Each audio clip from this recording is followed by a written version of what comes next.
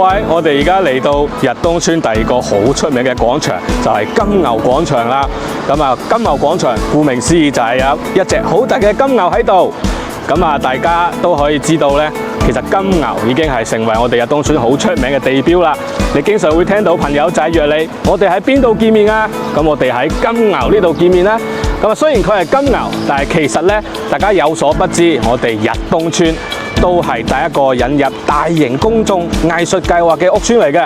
咁呢個金牛呢，就係我哋分別喺2002年同埋06年落成嘅成個日東26件大型藝術品嘅其中之一，亦都係最出名嗰個。咁雖然大家都慣咗叫佢金牛，但係其實咧，呢個作品都有佢個名嘅喎。咁啊，佢個名咧就係叫做昨日的今天和諧，其實都係寓意我哋居民對和諧社區幸福生活嘅一個嚮往。咁啊，我哋都記得出嚟做嘢，一定要有呢一份金牛精神啦。